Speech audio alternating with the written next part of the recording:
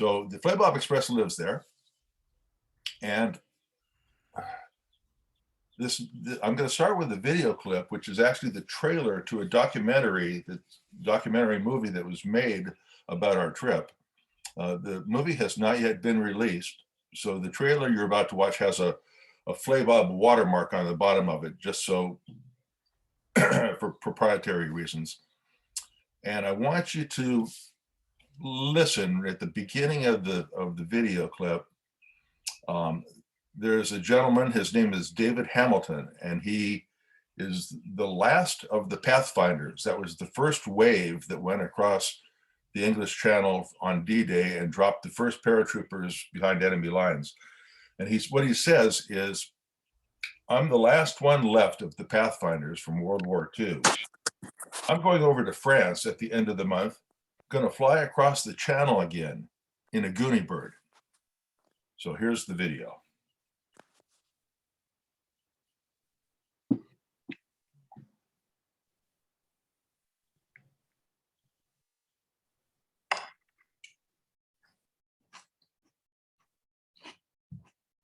Fuel and oil. Sticking gauge is checked. Props. Props are in high RPM. Throttles. Throttles are set for half.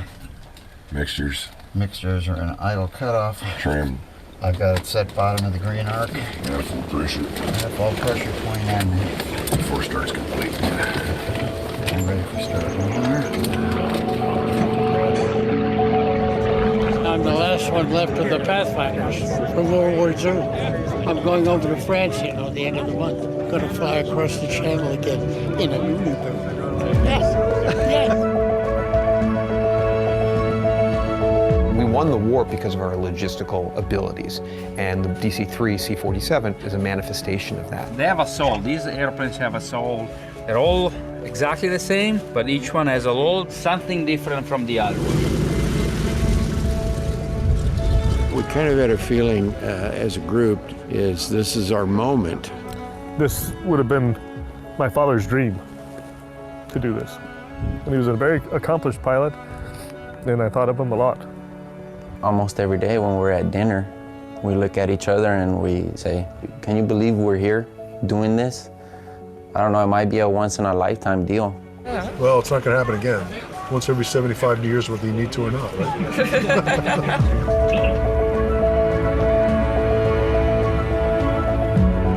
We've got some big ocean crossings to do, and that's kind of the scary part. Of course, it's the same route President Roosevelt authorized in World War II.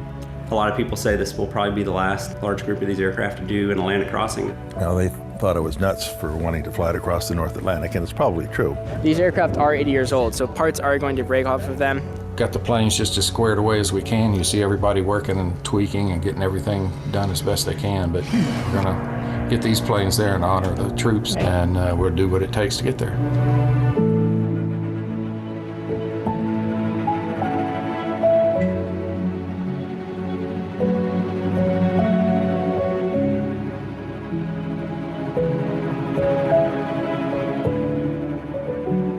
I was only 17 years old, and I went in and volunteered during the war. It was a great honor to serve our country. I probably flew maybe 20 or 30 trips in one of those. We're doing this to let you know we don't forget your service. Every time I get in this airplane, there's some 21-year-old kid flying across the English Channel with 29 paratroopers back there, younger than him, getting their fanny shot off, towing a glider. It's just amazing what these young kids did back then.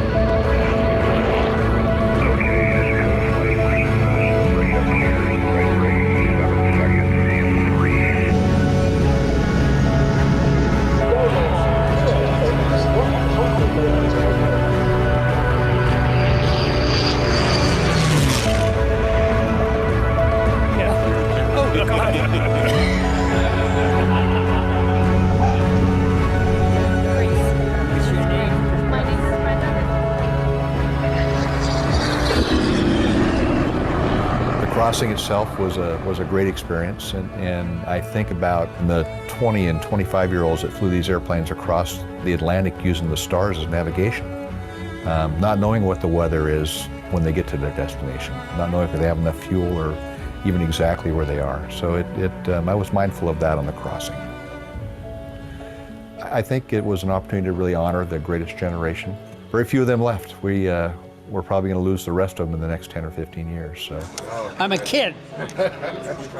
what I'd like to see and learn is that freedom takes sacrifice, and we should not forget the men and women that lost their lives for the freedoms we have.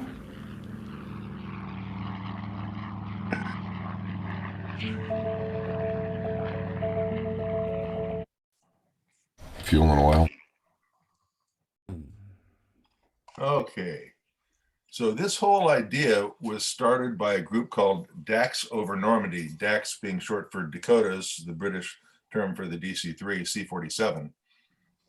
DAX over Normandy was a group of paratroopers who enticed two C-47s to come over from the United States 5 years earlier for the 70th anniversary.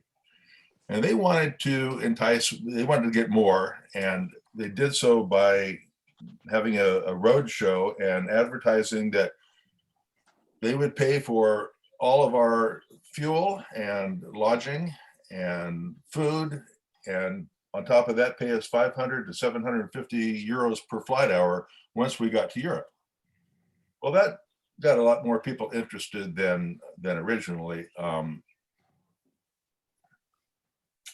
I'll go to the next step. So Eric Zipkin is on the right, and he was one of the two airplanes that flew to Europe for the 70th anniversary. So he was sort of in charge, and he organized the D-Day Squadron, which was the US organization.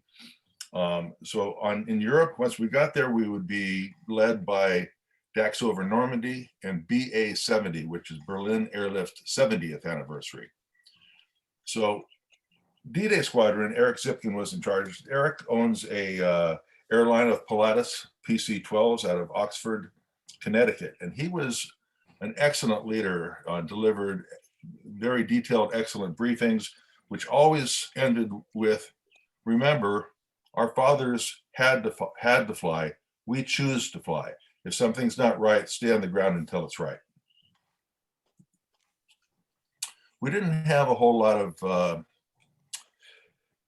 publicity prior to the trip. We got quite a bit afterwards, Air and Space Magazine and Flying Magazine. We had no corporate sponsorships of any type. There was great television coverage in Europe, but just about none in the United States. So this is us doing some last minute preparation in a beautifully lit hangar in Oxford, Connecticut prior to the crossing. But bear in mind that most of our preparation took course over 2 years on the ramp and the outdoor in the elements of Flabob Airport. We had, oh boy, this is a long story. Maybe I should skip it to see if we have enough time at the end. But we had an awful lot of engine trouble with the right engine. It was newly overbuilt. We had 78 hours on it. When trying to go to Oshkosh in 2017, we blew #1 jug. And with a lot of smoke, we ended up landing at Sholo, Arizona. The airplane sat there for a couple months with the engine back to Everett, Washington to be rebuilt, which they did for a mere $10,000, sent it back to us. We remounted it, flew it home. And then my brother Bill was flying it, giving rides in Chandler, Arizona, Chandler Airport, Fresno, California. And on takeoff with the full load of passengers, with 7 hours on our new engine, they had a total main rod bearing failure. So they brought it around and landed on one engine, and we sent the engine back to Precision, and they overhauled it a third time, this time for free. Months later, after flying it, we checked the oil screens and they were full of metal. So at this point, the trip was canceled. It was too close. Things were going too wrong, and morale was pretty low. Then through a friend of a friend, we found J&E Engines in Miami. That's Julio and Ernesto, they run a air freight business with DC-3s, and they rebuild their own engines for their own use. They're not in the business of overhauling engines for resale, but we talked them into selling us one, and we mounted it, and we were back in business, and that brought on the rest of the project. So we had to start with the panel. Here's our old panel. Had to get it ready for the Atlantic crossing, which means 2 long-range nav systems. So here's it $70,000 later with a GNS 750, 650, iPads, G5s. Looks more like a 787 now.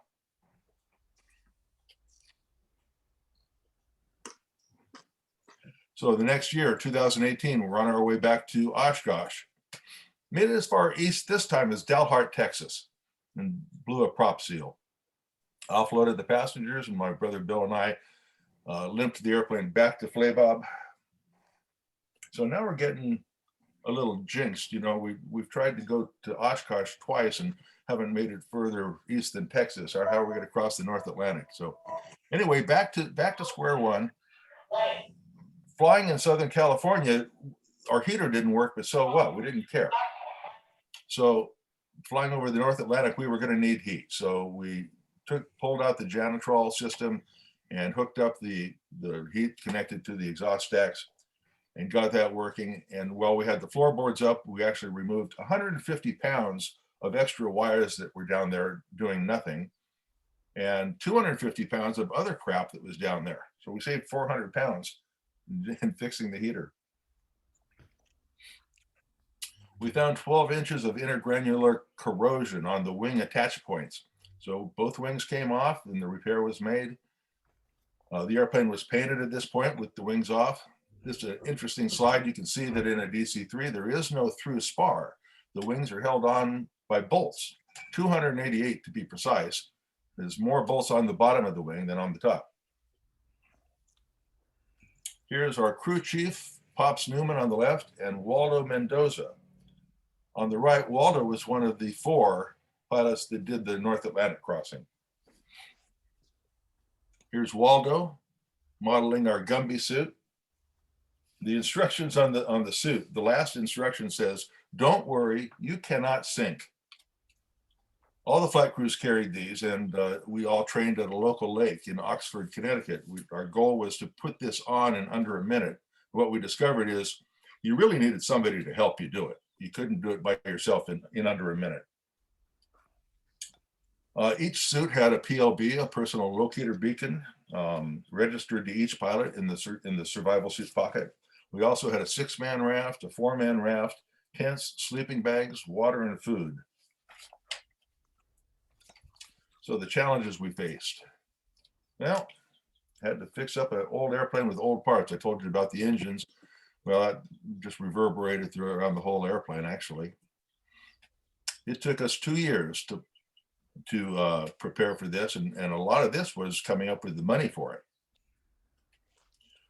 North Atlantic and European weather were a factor. We got some wonderful detailed briefings from Embry-Riddle, and that was organized through the D-Day Squadron. Funding was huge. So I told you that DAX over Normandy and BA-70 promised us free fuel and lodging and meals and 500 euros per flight hour. And we thought to ourselves, you know, if that comes to pass, that will be wonderful, but we're not going to count on it, because if it doesn't happen, we're going to be screwed. So we budgeted $450,000 for the trip.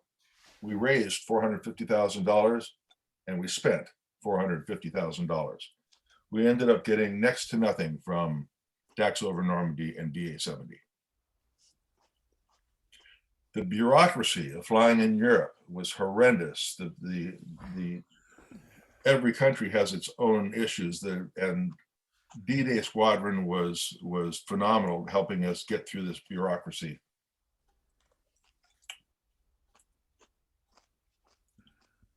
Here's one of the pieces of publicity that we did have.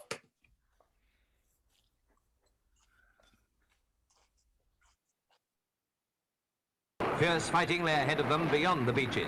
D-Day, the invasion of the Normandy beaches 75 years ago, and from the skies, 13,000 paratroopers jumping behind enemy lines.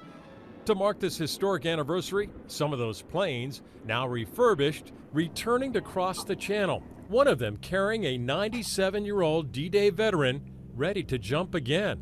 How and who helped put this honor together? I'm David Curley. Let's get you up to speed. Let me see where everything is here. We're starting to right.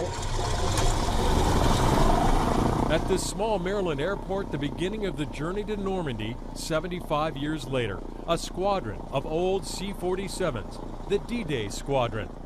But this trip really began years ago with the help of the Aircraft Owners and Pilots Association in recovering and refurbishing these aircraft. For the non-pilot, this is your dad's 57 Chevy that had the ground-up restoration, and it's better than what you'd probably buy at the showroom, minus all the electronics. For these volunteers and pilots, their squadron is a way to remember what fathers and grandfathers did to turn the tide of World War II. It's very hard to put into words.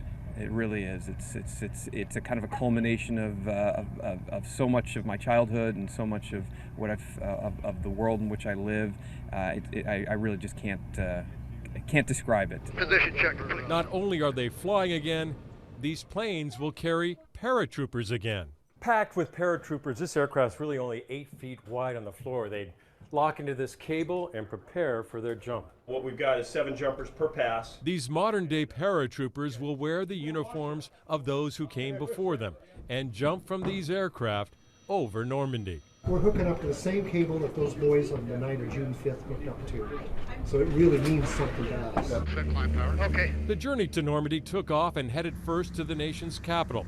Part of the D-Day squadron, wing to wing, flying right over the monuments and resting place of those who served. Then to England, and 75 years later, the D-Day squadron carrying paratroopers again, including Tom Rice, who jumped with the 101st Airborne on D-Day, now ready to jump again. The sky filled with parachutes. Tom Rice on his tandem jump landed a little hard, just like his jump 3/4 of a century ago, but he didn't seem to mind. Beautiful jump, beautiful flight, everything was perfect. A result the pilots of those old C-47s took great pride in. When you fly over that channel and into Normandy, what will you be thinking? Thank you. Thank you to all that have made this possible. A thank you to those who served, delivered by the planes that carried them into battle. I'm David Curley, and now you're up to speed. This is part of our entourage, the people that made it happen. This picture was taken on the ramp at Schönberger Field in just outside of Berlin. And there was about 35 people all together that came up with the funding, the time, the energy, the money, and the spirit to make this happen. So there were too many to ride in the airplane, obviously, and we decided to go with the minimum crew across the North Atlantic itself. So everybody came over on their own dime, separate from the $450,000 that we raised. And they came over via airliner. We had a tour bus set up for them with separate hotel rooms, etc. So they followed us around to the ground and would fly with us from leg to leg on occasion. These are the 4 pilots that made the crossing. It's Matt Walker on the left, myself, Joe Fisher, and Waldo Mendoza. Here's our send-off.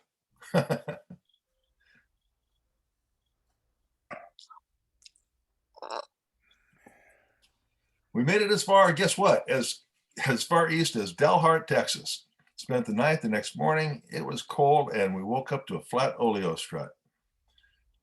Thankfully, the people at Bailey Flight Service had a forklift and a pallet and a tire, and lifting the wing up that way, the strut was easy to tighten. Then we were waiting as fast as we can. The weather came in.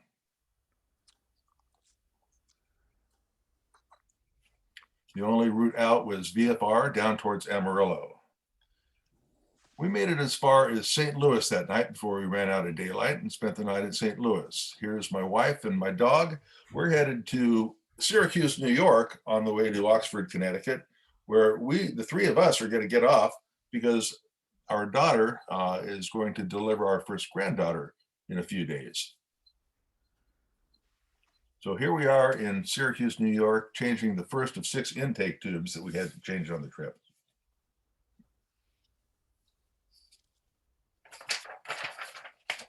Like I said, I jumped ship here, and Joe and Annie Fisher, Waldo, and my brothers Tim and Bill took it on to Oxford, Connecticut. Oxford is where everybody was going to gather, and the 15 airplanes that were going to make the crossing, we were going to join in Oxford for days before we left, and basically for formation training. So this begins what we call phase 1, the formation training and joining up in Oxford, Connecticut. It started off, there's a shot on the ramp in Oxford. And it started off with the 80th anniversary air show of AOPA in Frederick, Maryland. So brothers Tim and Bill flew it down there, and along with Joe Fisher and Waldo. And 2 days were planned for dropping parachutes, flyovers of the Potomac River, the Pentagon, and Arlington National Cemetery. Special flight crew training, TSA, and FBI security clearances were required of everybody aboard. The D-Day squadron, like I said, prepared excellent detailed briefings. This is CNN, Fox News, and ABC News on board the Flabob Express. The poor girl here spent apparently the entire flight throwing up. In my brother Bill's words, it's probably the most exciting flight of my life, directly over Reagan National Airport, the Pentagon, and Arlington National Cemetery. Just don't fly to the right of the river or you will be shot down. Here's Arlington Cemetery. And on the way back to Frederick from DC, you can see the squall line that's coming in. But they made it looks like they're arriving just in the nick of time for an overhead arrival break. And they reassembled on the runway with paratroopers aboard, ready for a formation takeoff. But look at the iPad overhead and look at the approaching weather. Guess what happened? Canceled.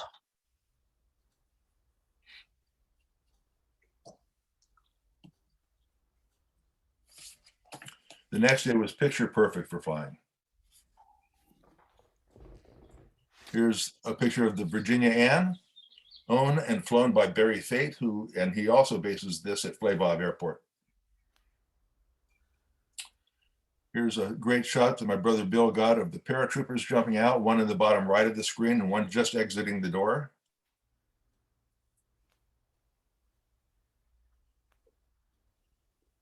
And then Joe Fisher and my brother Tim got a very picturesque flight back to Oxford, Connecticut, where I rejoined the team.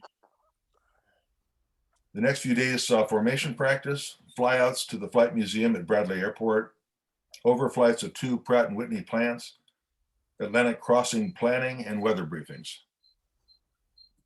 On May 18th, the day before we depart for Europe, a formation of 9 DC-3 C-47s with AT-6 escorts flew down the Hudson around the Statue of Liberty and back. I'll tell you what, this could have been the highlight of my trip without even anything else happening afterwards. There's a nice view out the cockpit window, huh?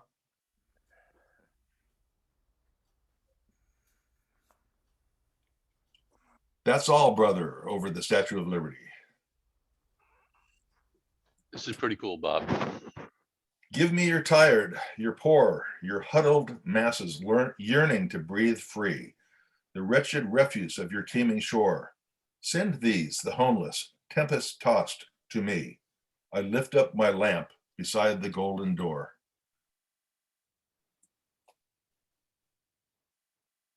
Which brings us to the next day, phase 2, May 19th, the crossing.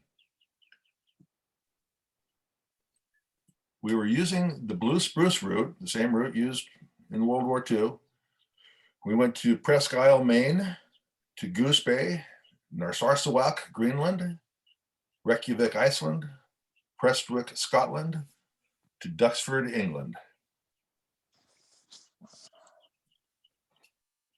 The first day we went through Presque Isle, Maine, where unbelievably the entire town had turned out for us with a huge buffet lunch. I mean, it was just amazing the receptions we got everywhere. The next stop was Goose Bay, where we were spent 2 or 3 days with bad weather, with low ceilings and freezing levels at sea level.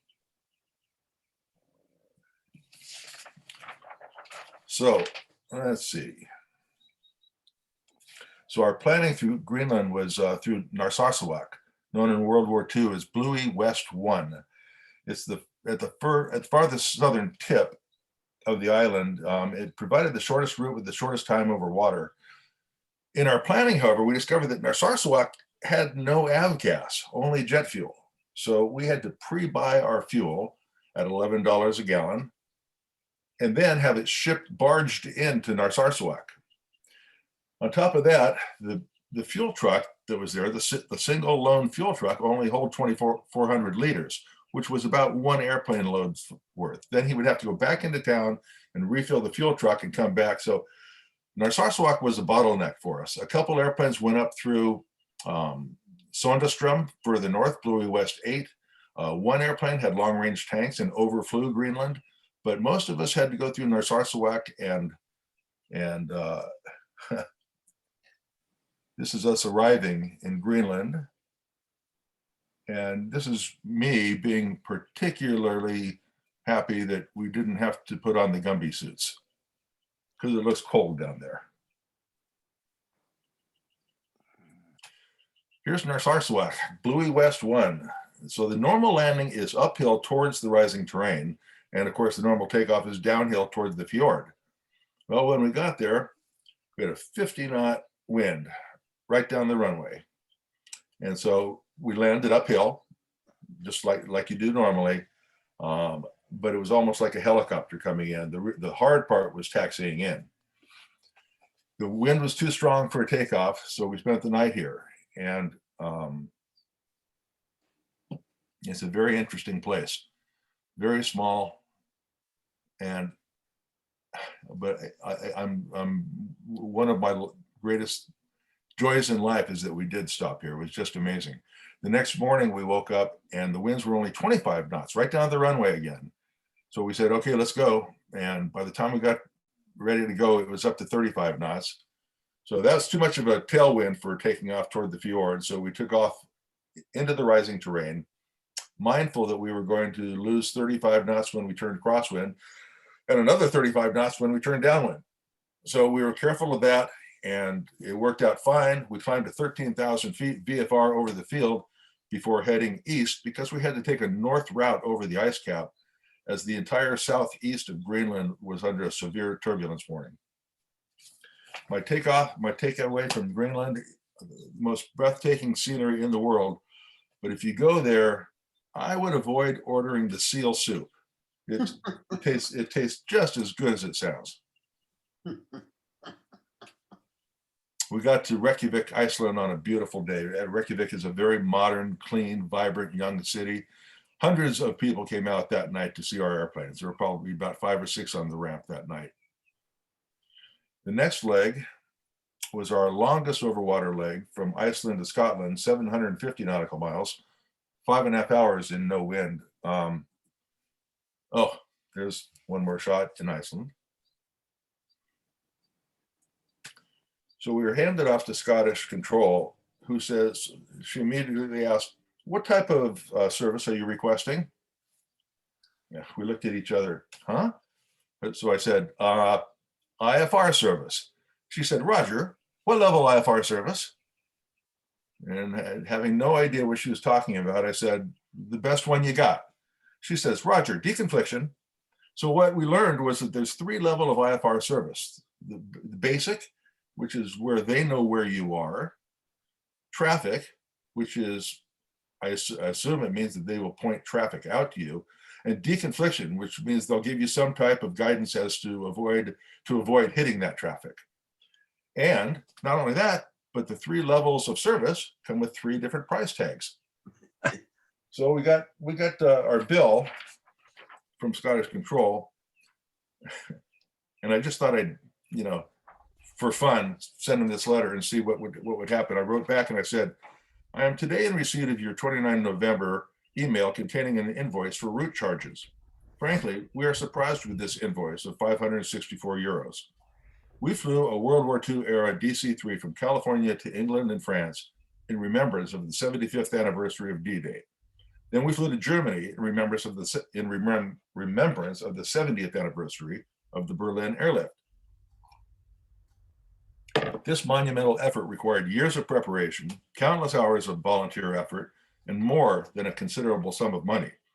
To now be billed for talking to ATC is nothing less than insulting. Not that we expected any help from our former allies, but it would have been nice to have been shown an ounce or 2 of gratitude, like in 1945. We haven't heard anything back from them.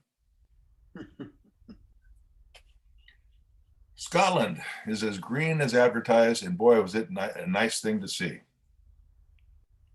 We arrived in Prestwick, where we would stay for a few days, wait for the others to catch up, offload our spare parts, catch up on maintenance, and generally relax. Oh, and of course, hundreds of Scotsmen and women and kids came out all day long for the next 3 days and stood in line in the pouring rain to go through the airplanes. Just amazing receptions wherever we went. This is the very ramp we parked on way back when. You can see the C-47s, the B-24s, and the Lancaster bombers. There's most of the 15 teams that ended up being called the Mighty 15. I think we named ourselves. And this all begins, this is what is going to start what we call phase 3, flying in Europe. Well, flying in England is different. For one thing, on an IFR clearance, this altitude is your discretion. You don't have to tell them when you're leaving an altitude, where you're going to, or anything else. It's all up to you. Another common ATC directive is remain clear of controlled airspace. Huh? I'm IFR, aren't I in controlled airspace? At least they didn't make us land on the left side of the runway. That's all I have to say. This is Duxford Airport, and it's owned by the Imperial War Museum. And if you ever get the chance to go there, it's well worth it. This is just the American hangar. The American hangar inside is a B-52, a B-17, B-25, B-29, B-24, C-47, SR-71, U-2, and dozens of fighters and helicopters. It's unbelievable. Here's my wife, my brother Bill, and Phyllis Goldenbaum, who is the queen of our entourage. Every day we had quite a crowd come out for aerial displays. Spitfires were giving rides. And here's our arrival at Duxford. Parked on the grass with the rest of them. And it was just a thrilling few days of C-47 DC-3 activity. Spitfires, a 2-place Spitfire giving rides, no less.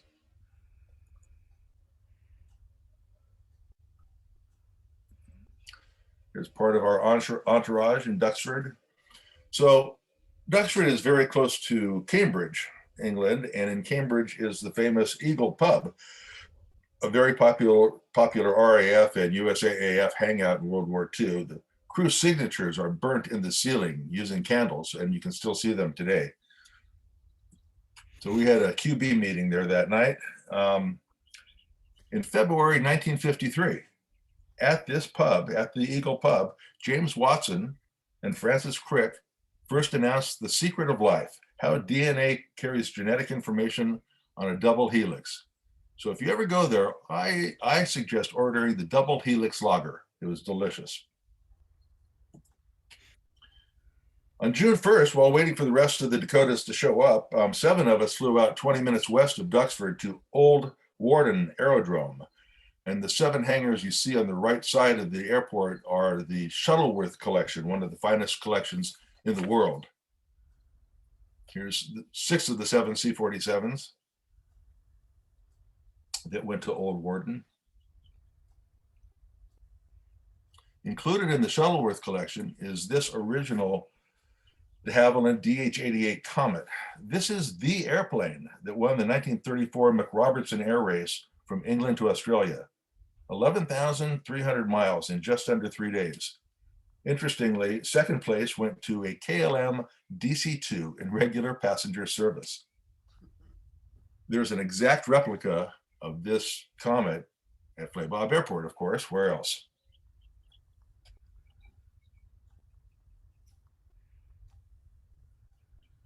So right across the grass runway is an old mansion, and they hosted a beautiful barbecue for us that night. Here's part of our entourage from the Flabob Express. So June 5th, time to cross the channel. So upon arriving in Duxford, Dax over Normandy took over the organization from the D-Day Squadron.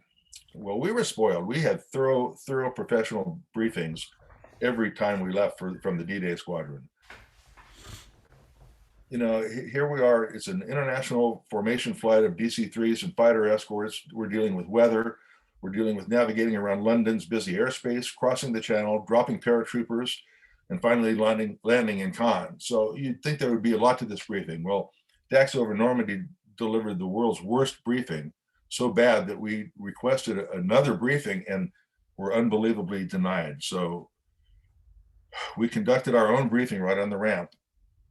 Of the 12 airplanes who were not dropping jumpers, 10 of the airplanes had jump doors and 12 did not. So this was our briefing room, and notes were taken on anything you could find. Just don't wash that hand.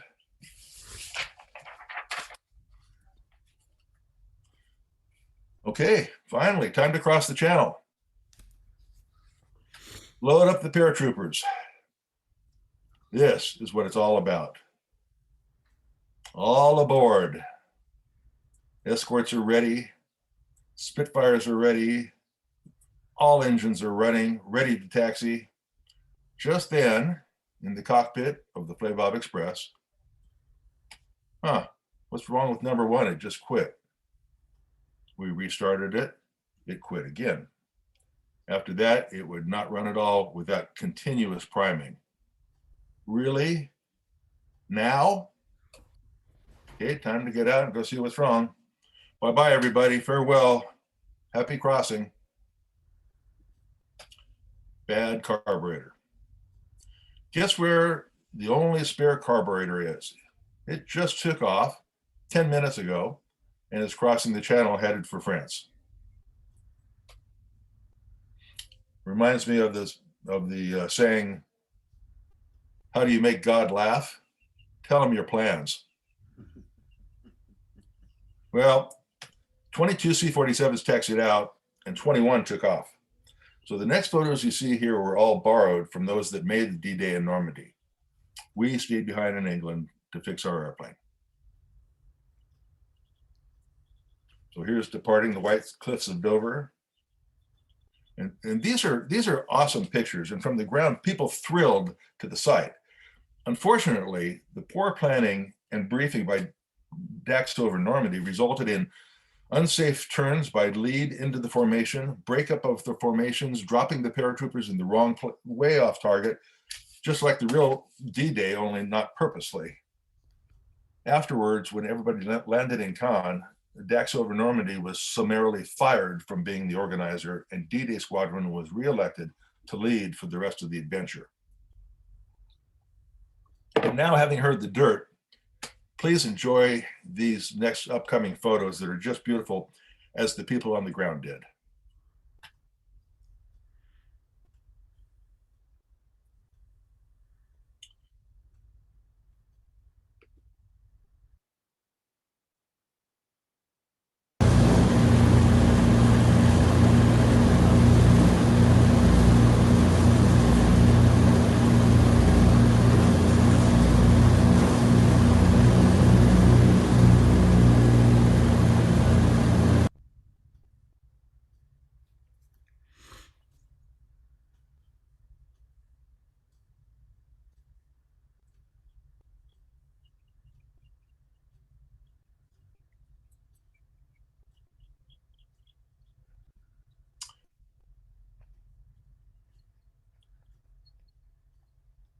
So the next day, June 6th, D-Day, President Trump arrives in Cannes. All the roads to the airport are closed. The crews for the presidential flyover have to arrive before 5 in the morning. They're put into a closed hangar, no coffee, no food, very cold. And they were kept in that closed hangar for hours until Trump had come and gone. Then they could go to the airplanes, ready them, and take off. Still no food or coffee. Still very impressive. They held over Pont de Hoc for almost 2 hours waiting for their flyover slot. They flew a rectangular pattern, and every time they'd come over the beach, they would pull into tight formation for thousands on the beaches below. Pont de Hoc, the highest point between Utah and Omaha beaches, U.S. Army Rangers had to scale 100-foot cliffs to take out the heavy artillery and gun pits in the thick cement casings.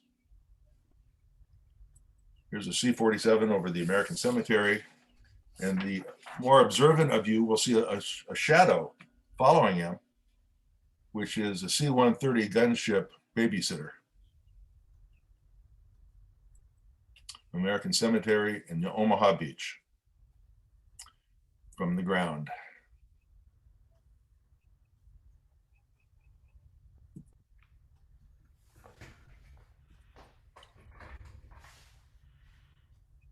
This is French TV.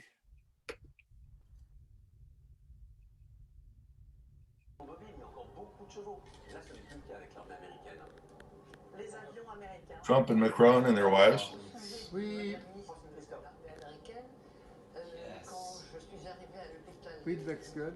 Were you dying? Who's in the lead planes? Number one is us. Eric and Dick. Really? Yes. First Dick's type, the other ones are kind of sucked. Holy shit. That's awesome. That's just amazing.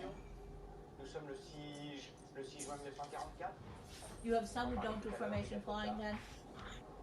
Those are information planes.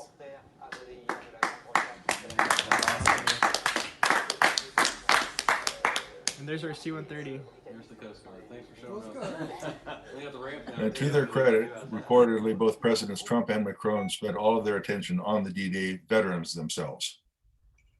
Well, guess who finally made it to France? Julian, a young Australian that was aboard Virginia Ann during the crossing, he volunteered to bring us back the carburetor. So after a 500 € taxi to Charles de Gaulle, a flight to Heathrow, and an Uber to Duxford, he handed us the carb at noon the next day, June 6th, D-Day. We installed and test flew the airplane that afternoon and evening. The next morning, June 7th, guess what? Normandy weather was horrible, just rain everywhere. There was very little flying that day at all. We crossed the channel and we got as close as we could to Caen, landing at a little town south of Calais known as Le Touquet, which is one of the prettiest towns I've ever seen in my life, actually.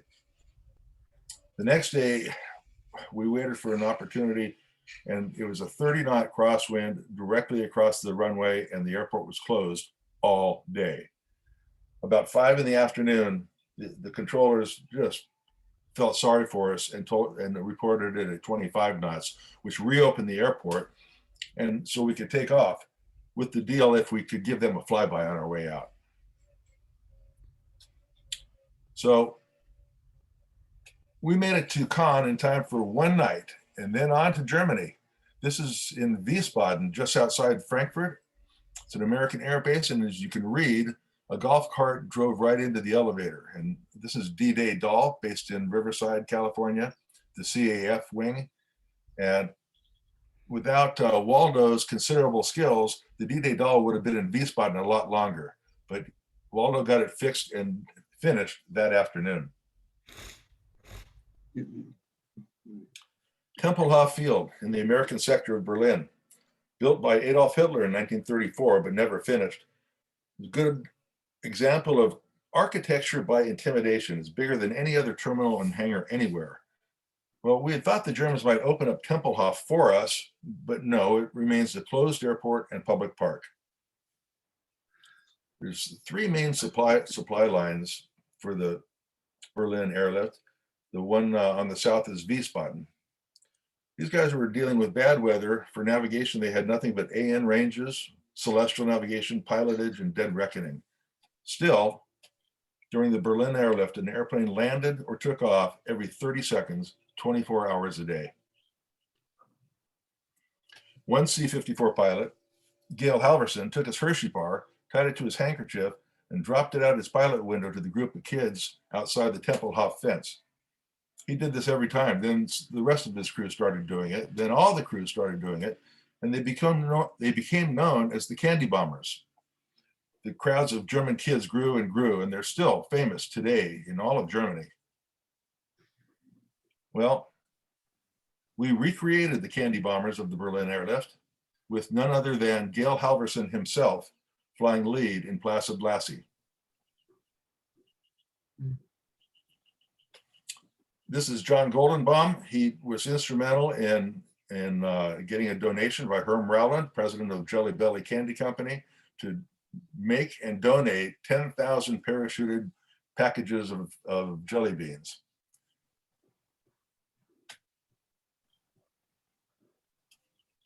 So, our Candy Bomber reenactment occurred at Wiesbaden, not Berlin. We couldn't obtain any German permission for this event to occur over any German property. Wiesbaden is an American base, so they agreed enthusiastically. But it seems the Germans still have some kind of aversion to Americans dropping things on them. I don't know where that comes from.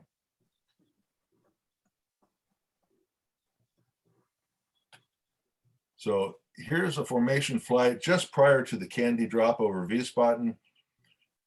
And this was taken from Placid Lassie. So yes, that is the Flabob Express flying on the wing of Gail Halverson himself, a thrill for me.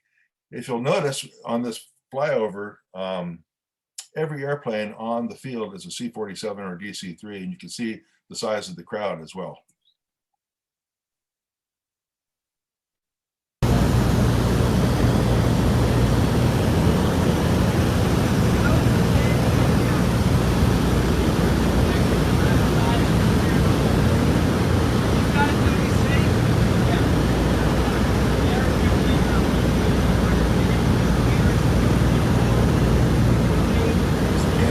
Behind the Flabob Expresses pass.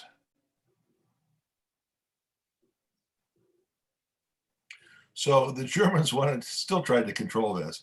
And so they printed 150 golden tickets, and you had to have a golden ticket if you were a kid and you wanted to run out after that candy. Yeah, well, that wasn't very successful. I think there's more than 150 out there. There's Gail Halverson in the captain's seat where he belongs, and my brother Tim and I sneaking a selfie with him. Gail Halverson passed away just a few months ago at age 100, I believe. As I said, John Goldenbaum was instrumental in making this happen. Now, here's a great example of our highly experienced drop masters.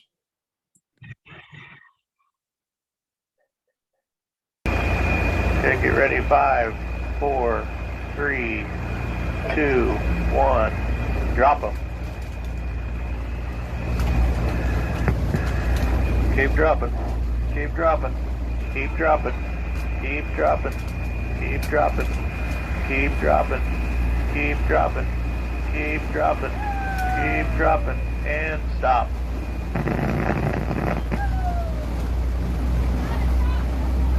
I think that's great.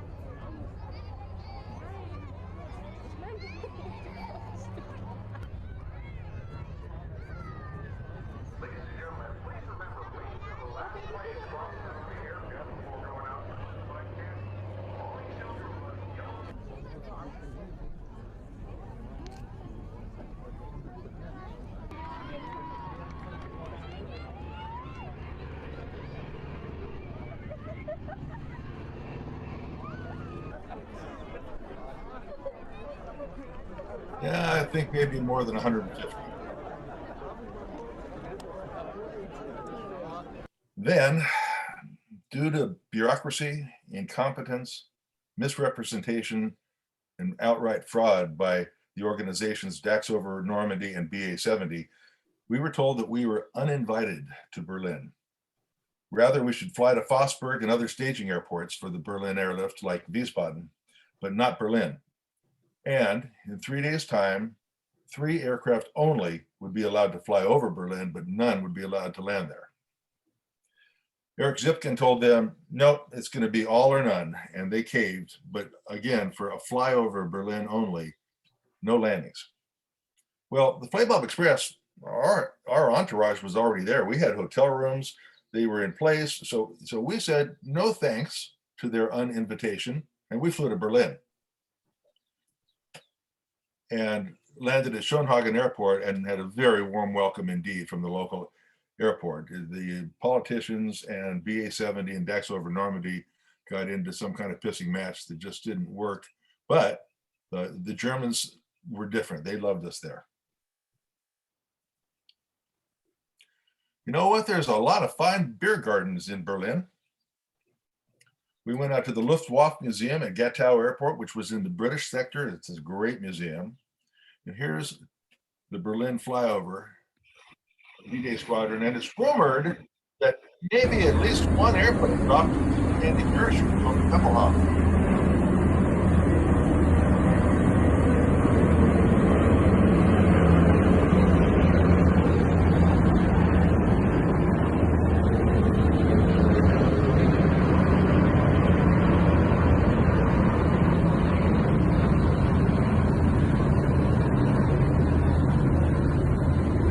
Checkpoint Charlie is now a tourist trap across the street from McDonald's in the middle of Berlin. Well, June 16th, this starts phase 4, time to fly home. We gave ride flights out of Schönhagen Airport to anyone who wanted one, including the bus driver of the entourage and his son. Had a gourmet spread set up in the tour bus, and a good time was had by all. Time to leave for home.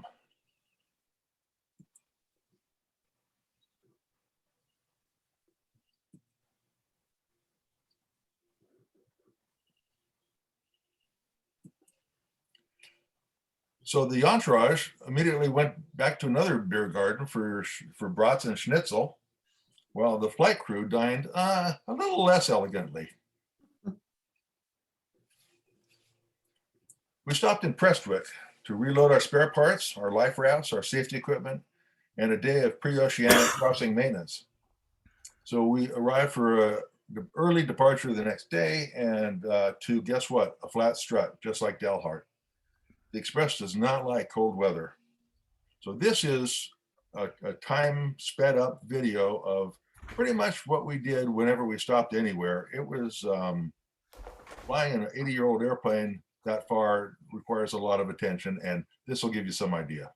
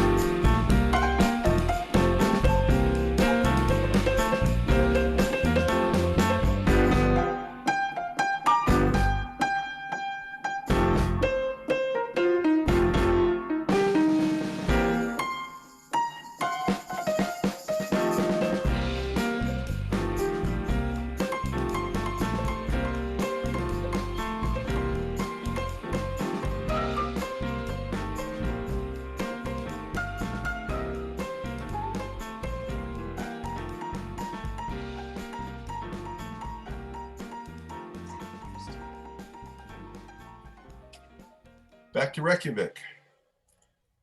We spent the night there, and the next day we had a beautiful weather report for going from Iceland to Greenland. Narsarsuaq was clear and a million. Until, of course, we got to about an hour out. And right about there, we get a new report, 400 broken, 600 broken, 800 broken. Okay, what do? We go there and see if we can sneak in.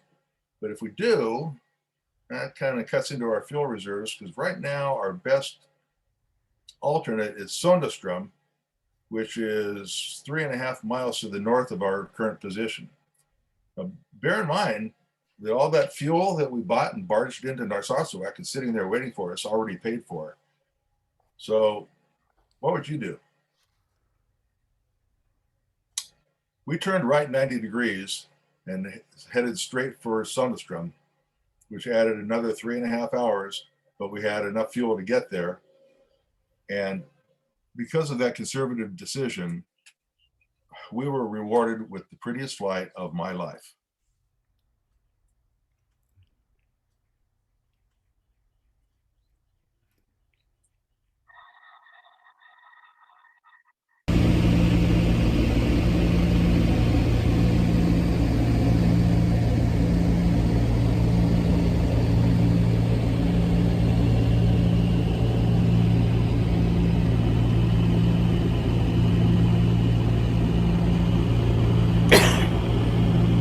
So 3 days later, the D-Day Doll had the exact same predicament.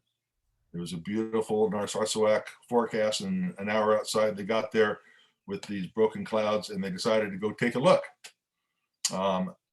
They couldn't get into Narsarsuaq, and they didn't have enough gas to go to Sondrestrom, so they landed on a 3,000-foot strip at a town called Nuuk. Now, I'm sure that all of you know that Nuuk, Ed, you probably know, that Nuuk is the capital of Greenland, N-U-U-K. I didn't know that. But anyway, they were stuck on Nuuk for a couple of days with weather, and because it was a 3,000-foot strip, they couldn't put on the gas they needed to go to Goose Bay. So after spending a couple of days in Nuuk, they had to fly back to Narsarsuaq to fuel up again. So our extra 3.5 hours seemed like nothing in comparison. We landed at Sondrestrom Field, Kanderlussuaq, which is at the end of a 100-mile fjord, the Kang Fjord, and it almost always enjoys beautiful weather. So this was, let's see, just over 7 hours en route. We had 1 hour of fuel left on board when we landed. Now, this being June 20th, one of the longest days of the year, we had plenty of daylight left. We kept going on to Goose Bay that day. That was another 6.5 hours. So in this one day, we logged 13.5 hours of the DC-3.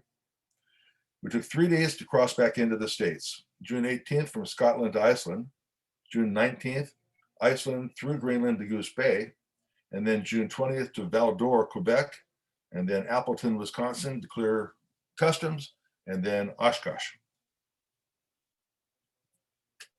Here's our box score. So we're gone 6.5 weeks, almost 100 hours flown, almost 10,000 gallons of gas burned, and you can read the rest. The box score for the entire D-Day squadron, I'll leave that up for just a few seconds, but kind of fun to look at. Here's a list of the Flabob Express stops on the way.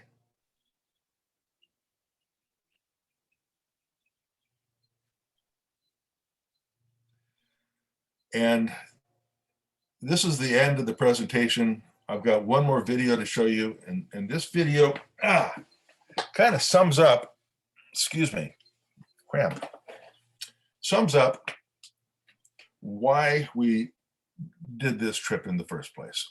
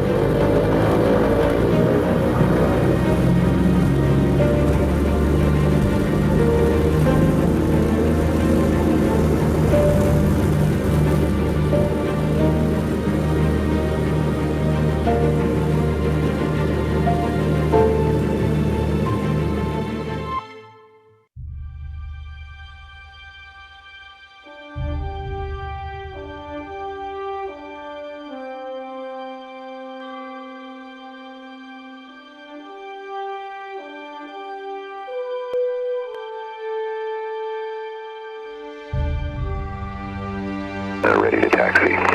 D-Day 2. 3. Cole. D-Day 5. D-Day 6. D-Day flight. Exit takeoff, our discretion. Thank you.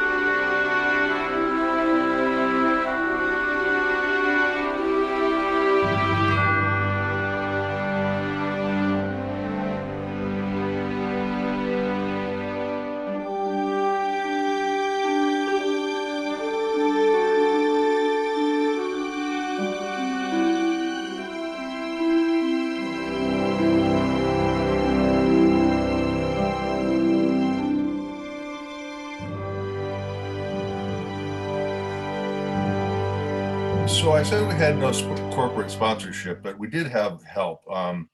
Examples, Signature Aviation provided reduced fuel costs at their FBOs. Embry-Riddle provided detailed weather briefs for the crossings. Aircraft Spruce provided parts discounts. Dynamic Aviation provided a King Air support airplane.